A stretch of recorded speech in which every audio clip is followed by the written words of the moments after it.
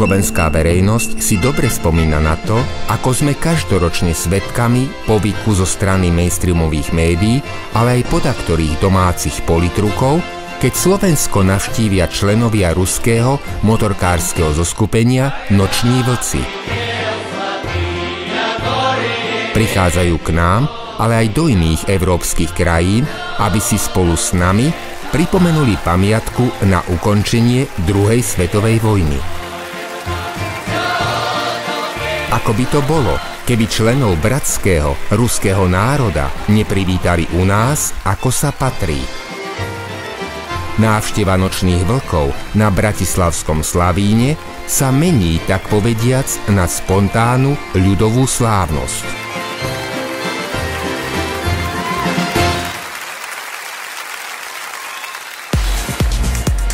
Poslanec Národnej rady Slovenskej republiky Peter Marček navštívil na konci júla 2018 Krym.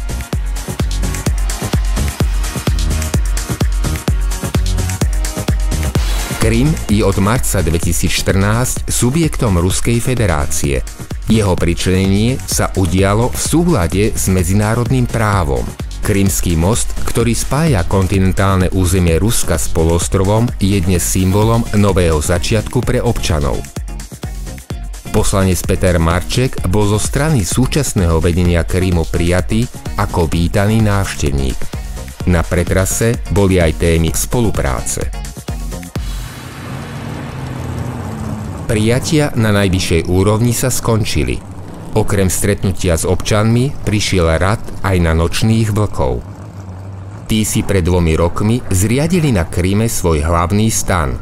Nie len, že odtiaľ to všetko riadia, ale sa tu zrodila aj tradícia, keď sa z iniciatívy vodcu Nočných vlkov Alexandra Sergejeviča Zaldostanova každý rok tu organizuje veľkolepá teatrálna show. Stretnutie Petra Marčeka a vodcu Nočných vlkov, ktorého prezývajú chirurg, predchádzali prípravy na už spomenuté veľkolepé podujatie.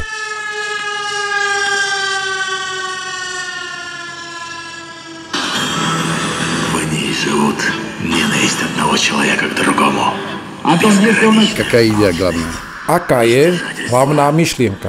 Не случайно мы назвали «Русская мечта». Nie náhodou sme dnešné predstavenie nazvali Ruský sen. Aký je ten sen? Aké má kontúry? Čo máme na mysli? O čom snívame? Čo je v srdci ruského národa? Práve o tom sa v našom teatrálnom predstavení hovorí. В ней живут ненависть одного человека к другому. Безграничная алчность и стяжательство. Величие одних, основанное на попрании других. Эта свалка проникает в души и в разум.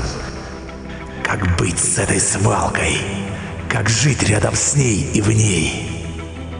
Свалка, проникая в сознание, делает самих людей мусором, подключенным к искусственной среде. От колыбели и до гроба. Выше сторожевых башен, выше кремлевских стен, выше вавилонских столпов, сотворенная загадочным божеством, из чьей огнедышащей змеиной пасти вырывается жаркý fakel. И кто этот вековечный враг? A taktiež aj o tom, kto je náš spoločný večný nepriateľ. Tieto symboly nachádzame aj v ruskom cárskom erbe. Je tam svätý Juraj, ktorý zvíťazil v súboji so zmijou odvekým drakom. Večný nepriateľ, starý had, sa vždy nejakým spôsobom ocitá v našej ruskej histórii. Cársky erb predstavuje aj symbol ruského sna a samotného Ruska. V našom predstavení ho sprítomňujeme ako chrám. Ten je situovaný kdesi na vrchu a je utkaný z utrpenia, z modlitieb, ale aj z úspechov ruského národa.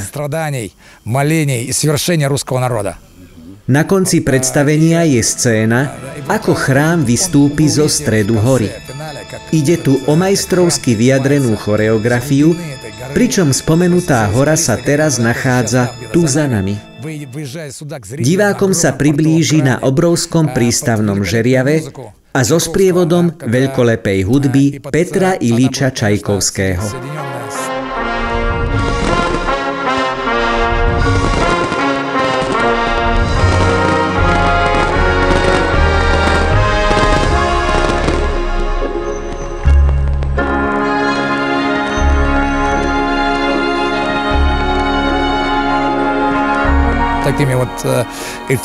Všetko je to spojené s grandiózne štilizovanými efektmi v kontrapunkte s monštruóznym železným žeriavom. Aj ten ukrýva svoju symboliku. Poukazuje na horizont nadpozemskej duchovnej sféry. Nebudem vám opisovať detaily scenára, ale veľmi si prajem, aby ste toto všetko aj vy uvideli na vlastné oči. Budeme vás tu v Rusku čakať. Pred chvíľou som vám ukázal kúsok z nášho teatrálneho diela. Ešte jedna otázka. Ako si to všetko vytvoril? Povráva sa, že vlastnými rukami. Áno, človek musí byť umelcom. Na to, aby sa dali uskutočniť všetky tieto nápady, treba mať technicky schopný tím špecialistov, ktorí ich hneď pochopia, čo sa má na mysli. Času ako vždy je málo. Podobne ako je aj priestor súčasného sveta až priveľmi zúžený. Zdá sa, že tento náš súčasný pozemský čas letí oveľa rýchlejšie, ako by sme chceli. Všetko navôkol sa hýbe zdanlivo rýchlejšie, než tomu bolo, povedzme, v minulosti. Od vzniku nápadu do jeho realizácie je málo času. My následne vytvárame doslova neuveriteľné počiny, a pravdu povediac aj s Božou pomocou. Nápad na vizualizáciu tohto diela som nedostal iba tak. Sú ľudia, ktorí mi pomáhajú a od ktorých načerpávam inšpiráciu.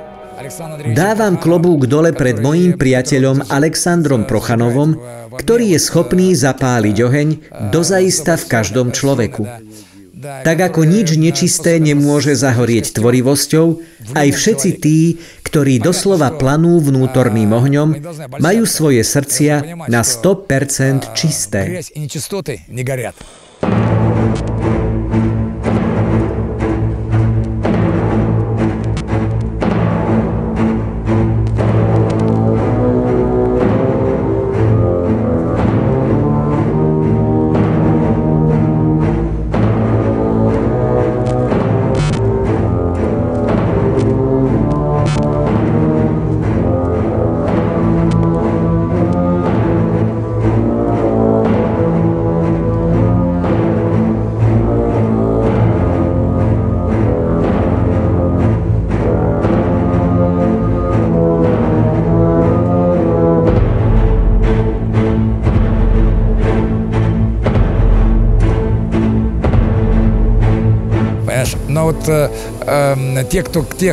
Vedzte, že veľa z toho, do čoho sa púšťame, robíme exkluzívne.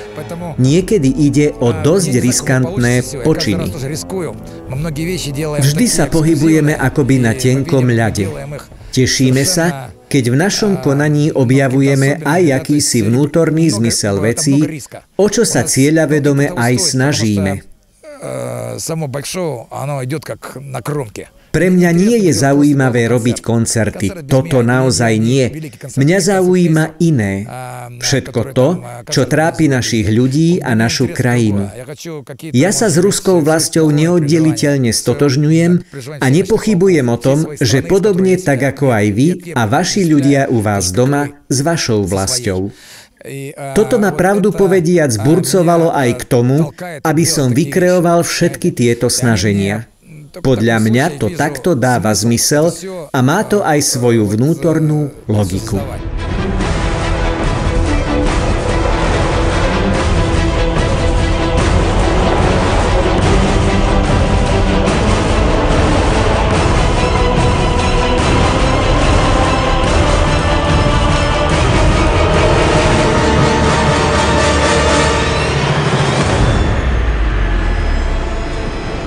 конечно, я хочу, чтобы единомышленники присутствовали здесь. Prajem si, aby ste k nám zavítali v deň premiéry.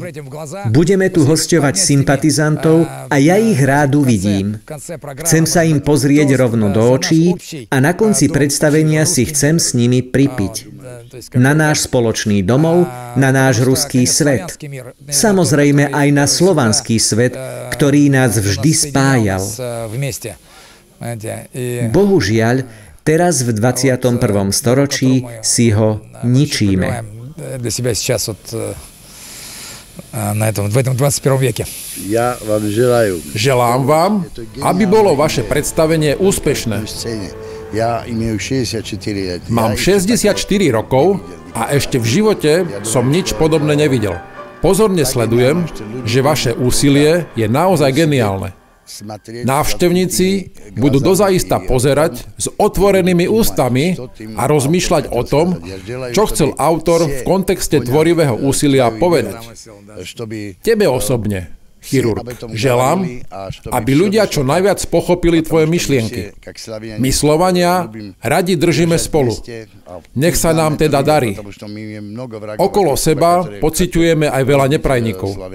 Chcú rozdeliť náš slovanský svet. Každý z nás, Slovanov, sa môže takémuto nekalému úsiliu z očí v oči postaviť a napomôcť presvedčiť svet o tom, že Slovania nikdy neboli agresori.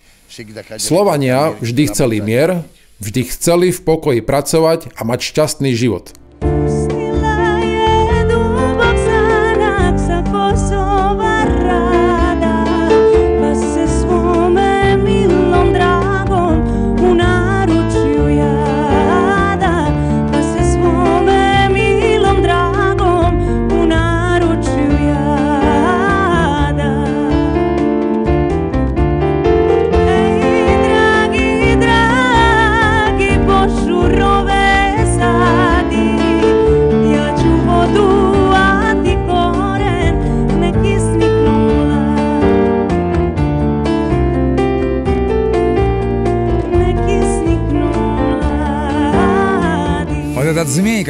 Pozrite, že zmija za nami, starý had, práve toto nechce. Chce nás rozdeliť a poštvať jedného proti druhému. Konať zlo, toto je jej odvekým osudom. Nie náhodou je uprostred scény aj centrum pre vyvrcholenie deja, skulptúra tancujúcich detí, okolo ktorých sa zmija, had, prskajúci okolo seba jed, zakráda. Toto znázorňuje aj symbol neporazeného Stalingradu. Deti, ktoré sa držia za ruky, zabraňujú tomu, aby sa zmija ocitla z kola von. Neodstúpia a nepustia si ruky, aj keď každé z nich je posiaté črepinami. Majú rozbité hlavy, polámané nohy, avšak neprestávajú sa svorne držať. Táto fontána ľudskej a detinskej čistoty je súčasne aj symbolom historickej stalingradskej bitky.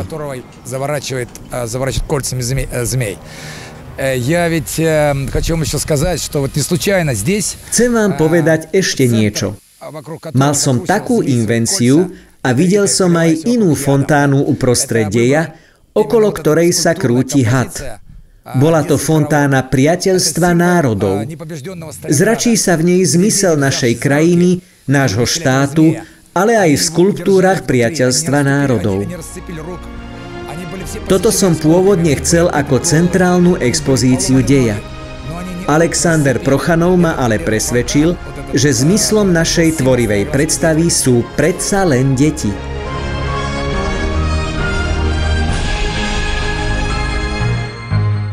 Солнечный круг, небо вокруг, это рисунок мальчишки. Нарисовал он на листе и подписал в уголке. Пусть всегда будет солнце, пусть всегда будет небо, пусть всегда будет мама, пусть всегда буду я, пусть всегда будет солнце, пусть всегда будет небо, пусть всегда будет мама.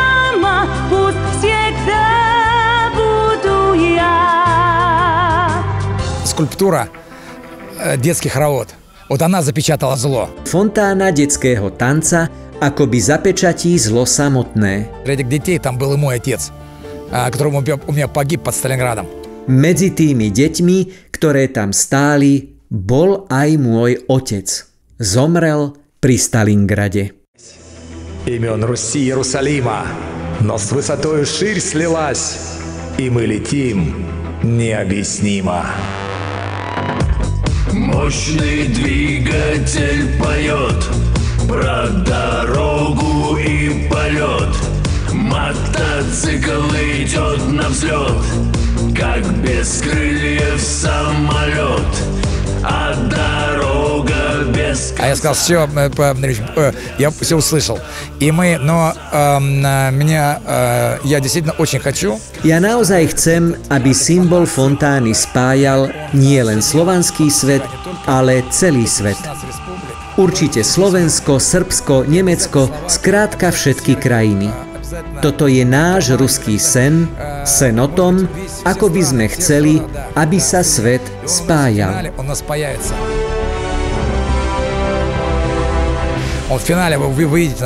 Vo finále je fontána, ktorá sa doslova vyplaví zo stredu scény. Svojou blahodárnosťou všetkých doslova zaleje.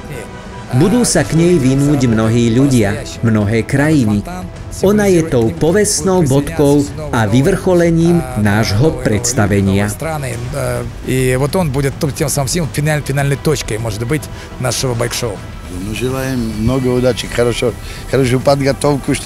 Prajem vám veľa šťastia, dobrú prípravu, aby vám v finále vyšlo. Vynasnažím sa zavítať k vám, ako to len bude možné. Tebe ďakujem za to, že sme sa mohli s tebou porozprávať, ale aj za to, že môžeme u nás doma predstaviť tvoje aktivity.